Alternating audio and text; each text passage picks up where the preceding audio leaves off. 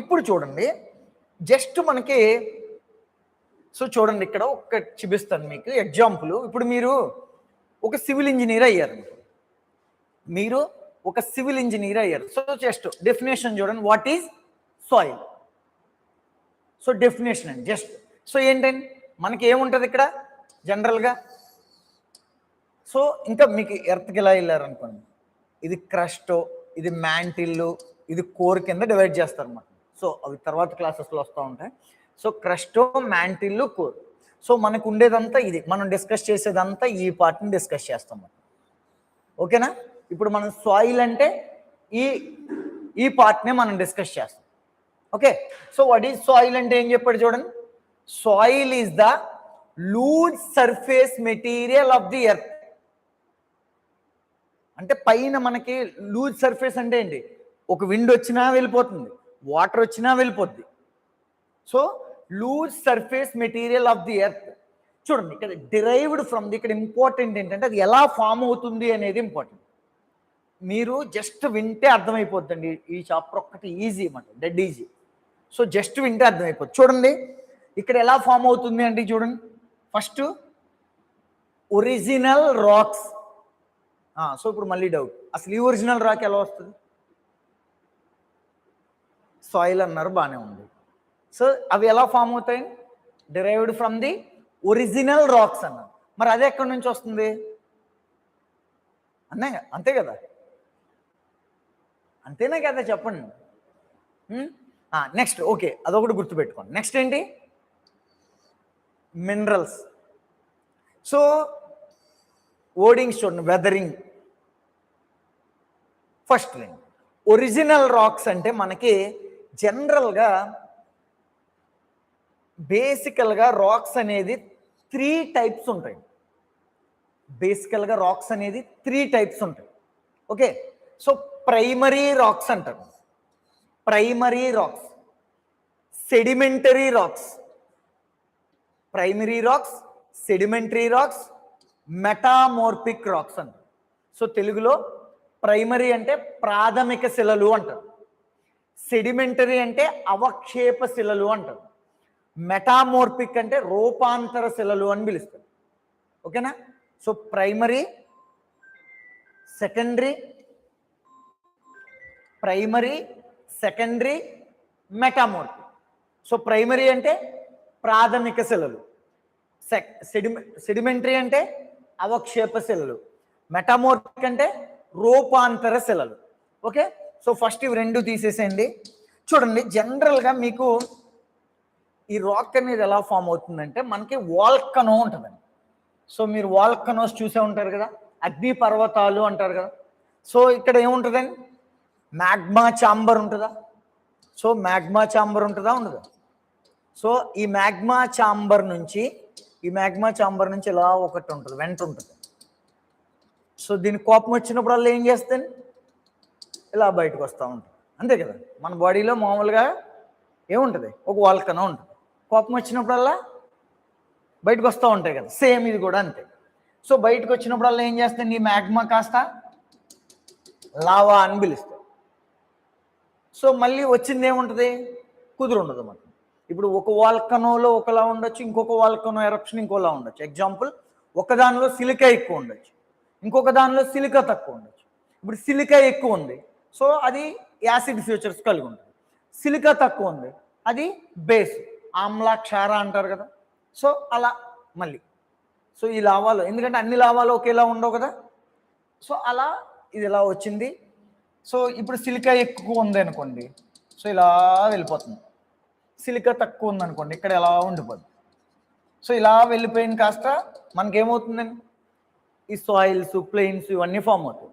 So అలా కాకుండా ఇలా ఉండిపోతే ఏమవుతుంది, ప్లాటూస్, పీఠ భూములు లాంటివి ఫామ్ అవుతాయి అన్నమాట. అర్థమైందా? ఇదే పేరెంట్ రాక్ అన్నమాట. అంటే జనరల్గా ఇప్పుడు మీకు బసాల్ట్ కానీ, గ్రానైట్ కానీ, సో అవన్నీ దీని నుంచి వస్తాయి ఇనీషియల్గా.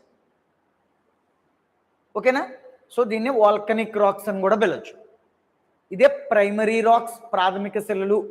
వాల్కనిక్ రాక్స్ అగ్ని శిలలు అని కూడా, అగ్నిపర్వత శిలలు అని కూడా పిలవచ్చు. ఇది అర్థమైందా? ఇలా మనకి వస్తుంది. ఇది తర్వాత డిస్కస్ చేద్దాం, బట్ మీకు తెలియడం కోసం. ఇప్పుడు ఇలా వచ్చింది. సో ఇక్కడ ఏం జరగచ్చు, త్రూ వాటర్. సో ఒక ఏరియా నుంచి అలా వాటర్ ఫ్లో అవ్వచ్చా? సో ఆ వాటర్ ఫ్లో అవ్వడం వల్ల అది ఏం జరగచ్చు, ఎరోజన్ అవ్వచ్చా? లేదు లాంగ్ రన్లో విండ్ మూమెంట్ జరగచ్చా? సో దానివల్ల కూడా ఎరోజన్ జరగచ్చా? సో అలా ఫామ్ అయ్యే సెడిమెంటరీ రాక్స్ అంటారు, అవక్షేప శిలలు అంటారు. సో లాంగ్ రన్లో వెదరింగ్ లేదా వాటర్ వల్ల ఏమవుతుంది, వాటర్ అండ్ విండ్ వల్ల వెదరింగ్ జరిగే ప్రాసెస్ వల్ల ఫామ్ అయ్యే సెడిమెంటరీ రాక్స్ అని పిలుస్తారు. బెస్ట్ ఎగ్జాంపుల్ ఏంటి, మీ శాండ్ ఉందా? శాండ్ అనేది ఏంటండి, ఒక రాక్ నుంచి వాటర్ ఎరోడ్ చేస్తే వచ్చేదేగా. ఇప్పుడు అలా కాకుండా ఒక రాక్ ఫామ్ అయింది, ఒక లాంగ్ ఇయర్స్లో హ్యూజ్ టెంపరేచర్, హ్యూజ్ ప్రెజర్. చూడండి ఇక్కడ మీరు అబ్జర్వ్ చేయండి, ఇదొక స్టోన్ అండి, ఇదొక స్టోన్. వాటర్తో ఎరోజన్ జరిగింది లేదా విండ్తో ఎరోజన్ జరిగింది. సో ఇదేమవుతుంది అప్పుడు, ఇలా ఇలా ఇలా ఫామ్ అవుతాయి, అంతేనా? But there is no change in physical and chemical characteristics. Just ఇది ఎరోడ్ అయిందంతే, జస్ట్ ఫిజికల్గా చేంజ్ అయిందంతే. బట్ అదే లాంగ్ రన్లో టెంపరేచర్ అండ్ ప్రెజర్ ఎఫెక్ట్ పడితే సో దాని కెమికల్ క్యారెక్టరిస్టిక్స్ కూడా చేంజ్ అయిపోతాయి మనకు. అర్థమైందా? ఇప్పుడు ఎగ్జాంపుల్ గ్రానైట్ ఉందండి, అది నీస్ అండ్ సిస్ట్ కింద ఫామ్ అయిపోతుంది. ఓకే, సో అది బెస్ట్ ఎగ్జాంపుల్ దేనికని, మెటామోర్ఫిక్ రాక్స్. ఓకేనా? ఇవి రాక్స్, అది రాక్స్. సో స్టడీ ఆఫ్ రాక్స్ని ఏమని పిలుస్తారు, పెట్రాలజీ. పెట్రోలియం అంటారు కదా, పెట్రాలజీ. పెట్రో అంటే యాక్చువల్గా రాక్ మీనింగ్, అంటే పెట్రోలియం అంటే రాక్ ఆయిల్ అని మీనింగ్ అది. ఓకేనా? సో క్లియర్ అయింది. సో ఇప్పుడు డెఫినేషన్ ఒకటి అర్థమైందా, వాట్ ఈజ్ సాయిల్. సో ఏం చెప్పాడండి, soil is the loose surface material of the earth derived from the, చెప్పండి, original rocks, minerals through the weathering process. చెప్పాను కదా, ఒరిజినల్ రాక్స్ అంటే ఏంటో మీకు తెలుసు, సో మినరల్స్ అంటే ఏంటో తెలుసు. అర్థమైందా? చెప్పాను కదండి, 2 or more మినరల్స్ యాడ్ అయితేనే కదా మనకు వచ్చేది సాయిల్ అనేది. ఓకేనా? ఇక్కడ వరకు క్లియరా? సో ఇప్పుడు చూడండి, ఇక్కడ మనకి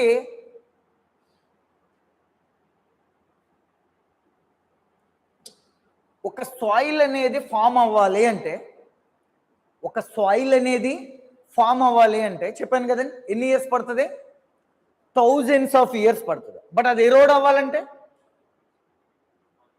జస్ట్ 1 hour అండి. మీకు ఒక హ్యూజ్ రెయిన్ఫాల్ వచ్చింది, సో ఒక ఫ్లడ్ వచ్చింది, ద టాప్ లేయర్ ఏమైపోద్దండి.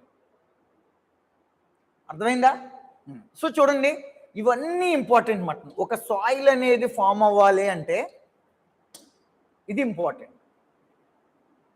ఒక సాయిల్ అనేది ఫామ్ అవ్వాలి అంటే అంతే కదా. ఇప్పుడు మీరు ఉన్నారండి, మీకు డిసిప్లిను లేకపోతే బాగా చదువు రావడం అన్నీ ఎప్పుడు జరుగుతాయి, ఎప్పుడు జరుగుతాయి? ఒక స్కూల్లో జాయిన్ చేస్తే వచ్చేస్తాయి ఆటోమేటిక్గా అన్నీ. ఒక స్కూల్లో మిమ్మల్ని జాయిన్ చేస్తే అన్నీ వచ్చేస్తాయా మీకు? వస్తాయా? వస్తాయండి. ఒక స్కూల్లో జాయిన్ చేసి వదిలేస్తే ఏమొస్తాయి? సో చూడండి, మీకు డిసిప్లిన్ అనేది ఎప్పుడు వస్తుంది? మీ పేరెంట్స్ మిమ్మల్ని స్కూల్లో జాయిన్ చేశారు. సో ఫస్ట్ పేరెంట్స్ రోల్ ఏంటి, జాయిన్ చేయడంతో అయిపోద్ది. మీరు డైలీ స్కూల్కి వెళ్ళేలా చూడాలి. ఫస్ట్ పాయింట్, స్కూల్కి వెళ్ళడానికి ఏం చేయాలి, మార్నింగ్ 5కో 6కో లేపాలి, హోంవర్క్లు అలాంటివి చేయించాలి, అవునా కదా. మిమ్మల్ని నీట్గా డ్రెస్సింగ్ ఇవన్నీ చేయించి ఒక డిసిప్లైనెడ్గా, అంటే ఒక టైంకి లేపడం, ఇలా ఈ ప్రాసెస్లోనే కదండి మీలో డిసిప్లిన్ వచ్చేది. ఇప్పుడు మీరు స్కూల్కి వచ్చారు, స్కూల్కి రాగానే టీచర్ 9 అంటే మీరు 9కి అటెండ్ అయ్యారా లేదా, ఇచ్చిన హోంవర్క్ కరెక్ట్గా చేశారా లేదా, ఎగ్జామ్స్లో మంచి మార్క్స్. సో ఇదేనా ప్రాసెస్? మరి అలానే సాయిల్ ఫామ్ అవ్వాలంటే కూడా ఒక ప్రాసెస్ ఉంటుంది కదా. అలానే ఒక సాయిల్ అనేది ఫామ్ అవ్వాలి అంటే మనకి ఈ ఫ్యాక్టర్స్ అన్నీ ఇంపార్టెంట్ మాట. చూడండి, ఎగ్జాంపుల్ ఏం లేదు, చెప్పాను ఆల్రెడీ, పేరెంట్ మెటీరియల్ చెప్పాను కదా. మీకు అసలు పేరెంట్ మెటీరియల్ అంటే ఏంటి? పేరెంట్ మెటీరియల్ అంటే ఏంటి? వాల్కనిక్ ఎరప్షన్ జరుగుతుందా? ఆ వాల్కనిక్ ఎరప్షన్ జరిగినప్పుడు అది బసాల్ట్ రావచ్చు, గ్రానైట్ రావచ్చు, ఇంకా ఏదైనా రావచ్చు. ఎందుకంటే రాక్స్ అంటే అన్నీ ఒకలా ఉండవండి. ఇప్పుడు మీరు ఎగ్జాంపుల్ కొన్ని రాక్స్ ఉన్నాయండి. సో చాలా హార్డ్ సర్ఫేస్ ఉంటుంది, కొన్ని రాక్స్ ఉంటాయి. సింపుల్గా మీరు చూడండి, కొన్ని రాక్స్లో మీరు ప్లఫ్ పెట్టినా లోపలికి పోదు. కొన్ని రాక్స్ మన ఫింగర్ ఈజ్ ఎనఫ్ లోపలికి వెళ్ళిపోతుంది కొన్ని రాక్స్లో. అర్థమైందా? సో అంటే ఈ రాక్స్ అనేది అన్నీ ఒకేలా ఉండవు. సో దాన్ని ఆ పేరెంట్ మెటీరియల్ని బేస్ చేసుకునే మనకి సాయిల్ అనేది ఫామ్ అవుతుంది. ఓకే, సో ఫస్ట్ ఏంటంటే పేరెంట్ మెటీరియల్. ఓకే, సో ఇక్కడ చూడండి, మీరు అబ్జర్వ్ చేయండి, నేను ఆల్రెడీ చెప్పాను. సో ఇక్కడ చూడండి, అంతే కదా, అసలు రాక్ ఎలా వస్తుందని చెప్పాను. ఎలా వస్తుంది మర్చిపోయినాం అప్పుడే, అవునా? సో 2 or more మినరల్స్, ఆ మినరల్స్ ఎక్కడి నుంచి వస్తాయి? ఎలిమెంట్స్. సో ఇదంతా ఎక్కడి నుంచి వస్తుందండి? అర్థమైందా? పేరెంట్ మెటీరియల్ నుంచి వస్తుంది, ఫస్ట్ పాయింట్. నెక్స్ట్ చూడండి, ఇది కూడా ఇంపార్టెంట్. ఎందుకంటే ఇప్పుడు ఎగ్జాంపుల్ తీసుకోండి, మీరు ఈక్వెటోరియల్ రీజియన్లో ఉన్నారు, ఇంకొకటి పోలార్ రీజియన్లో ఉన్నారు. రెండు పేరెంట్ రాక్స్ ఒకటే, బట్ ఒకటి ఈక్వెటోరియల్ రీజియన్లో ఉంది, ఇంకొకటి పోలార్ రీజియన్లో ఉన్నది. బట్ అక్కడ టెంపరేచర్స్ ఎలా ఉంటాయి? లో. బట్ ఇక్కడ ఎలా ఉంటాయి? High temperature, high rainfall. ఆటోమేటిక్గా ఏమైపోతుంది స్ట్రక్చర్ రెండాటిలో? బట్ సేమ్ పేరెంట్ రాక్ ఉంది, బట్ డిఫరెంట్. ఇంకో ఎక్స్పోజర్ టు సన్లైట్ అనేది డిఫరెంట్గా ఉంటుంది. ఓకే, సో తర్వాత అక్కడ డ్రైనేజ్ సిస్టమ్. ఇప్పుడు ఈక్వెటోరియల్ రీజియన్లో హ్యూజ్ రెయిన్ఫాల్ పడుతుంది, బట్ అక్కడ అర్థమైందా? అంటే ఇది కూడా ఈ టోపోగ్రఫీ మీద కూడా డిపెండ్ అయి ఉంటుంది. చూడండి, ఫస్ట్ ఏంటి? పేరెంట్ మెటీరియల్ మీద డిపెండ్ అయి ఉంటుంది అని చెప్పాను. సో నెక్స్ట్ ఏంటి? టోపోగ్రఫీ. ఓకే, సో తర్వాత ఏంటి? ఇది చెప్పాలా? నెక్స్ట్ చూడండి, బయోటా అంటే ఏంటండి? ఇప్పుడు ఎగ్జాంపుల్ చెప్తాను. మీరు ఒక ఫారెస్ట్ రీజియన్లో ఉన్నారు, ఇంకొకటి డిజర్ట్ రీజియన్లో ఉన్నారు. ఇప్పుడు ఫారెస్ట్ రీజియన్లో ఏమవుతాయండి? ప్లాంట్స్ నుంచి లీవ్స్ ఇవన్నీ వస్తాయి. సో ఆటోమేటిక్గా అదంతా హ్యూమస్ కింద ఫామ్ అవుతుందా? సో ఆటోమేటిక్గా అదే ప్లాంట్ గ్రో అవడానికి కూడా బాగా యూజ్ అవుతుంది. అదే డిజర్ట్లోకి వెళ్ళి హ్యూమస్ కావాలంటే ఎక్కడి నుంచి వస్తుందని? అర్థమైందా నేను చెప్పింది? సో అది కూడా ఓకేనా? ఇంక ఇది టైం తెలిసిందే, చెప్పాను కదా, ఒక సాయిల్ ఫామ్ అవ్వాలంటే 1 day 2 days అనేది సరిపోదు, లాంగ్ టైం కావాలి. ఓకేనా? సో ఇప్పుడు చూడండి, ఇవన్నీ సో దీన్ని ఇంపాక్ట్ చేస్తాయి అన్నమాట సాయిల్ ఫార్మేషన్ అనే దానికి ఇవి. సో చూడండి, ఏం చెప్పాను? ఫస్ట్ ఇది పేరెంట్ మెటీరియల్.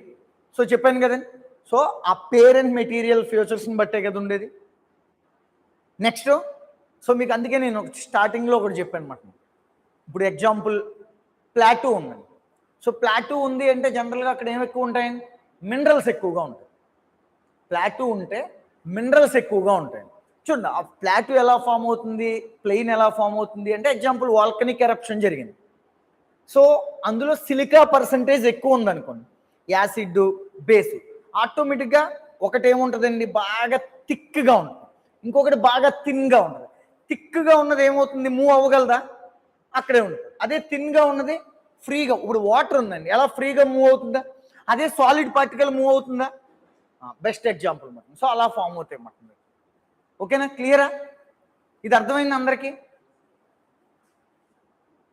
ఇది అర్థమైందా? సో ఫస్ట్ ఏంటి?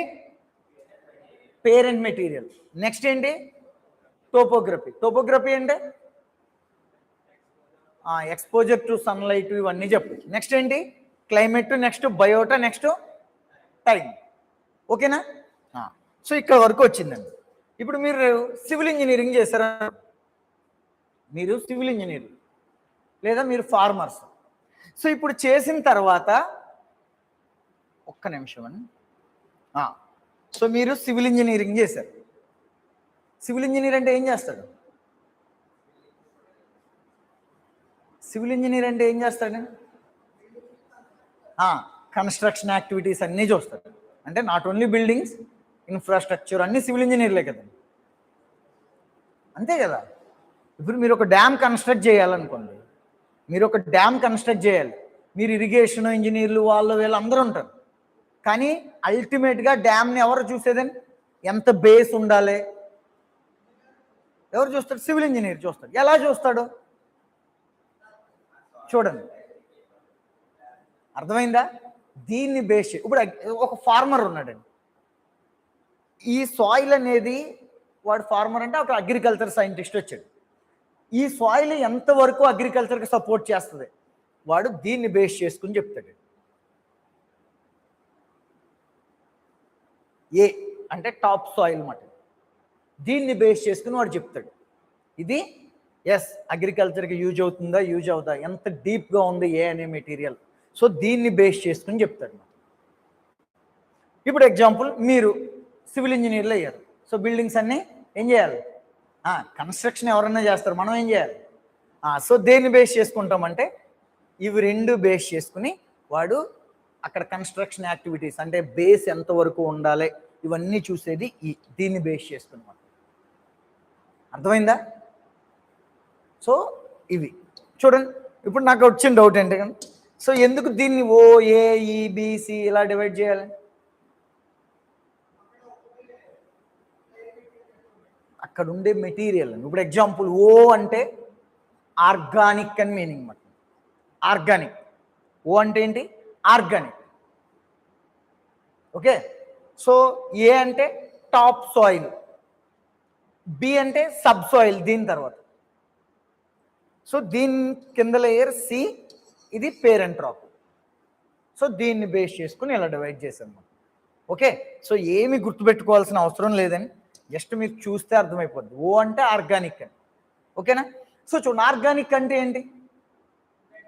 ఏం లేదు, మీ ప్లాంట్స్, యానిమల్ వేస్ట్ ఇవన్నీ ఉంటాయి కదా.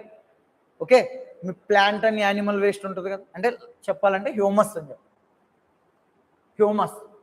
ఓకే, సో అది మొత్తం ఇక్కడ ప్రొడ్యూస్ అయ్యి ఉంటుంది. ఇప్పుడు humus plus top soil, humus top soil ఇక్కడే మనకి. ఇప్పుడు చూడండి, ఆ హ్యూమస్ని ఏం చేయాలి మనం? డిగ్రేడ్ చేయాలి కదా అది హ్యూమస్ని. దానికి కావాల్సిన బ్యాక్టీరియా కానీ లేదా ఫంగై కానీ. ఓకే, సో ఎగ్జాంపుల్ ఇప్పుడు మీరు వానపాములు అంటారు, విన్నారా? అలాంటివన్నీ మనకి ఇక్కడ అవైలబుల్ అవుతాయి. మనకి అర్థమైందా? క్లియరా? ఇక్కడ చూడండి, ఈ ఎలివేషన్ అంటారు అన్నమాట. అంటే ఏం లేదు, ఇప్పుడు ఎగ్జాంపుల్ వాటర్ పడింది, వాటర్ పడినప్పుడు ఏమైపోద్ది? వాటర్ ఏం చేస్తుంది? కిందకి వెళ్ళిపోతుందా? వెళ్తూ వెళ్తూ ఇక్కడ ఉన్న మినరల్స్ లేకపోతే ఆ టాప్ లేయర్ ఆఫ్ ద సాయిల్ని కూడా తీసుకుని కిందకి వెళ్ళిపోతుంది.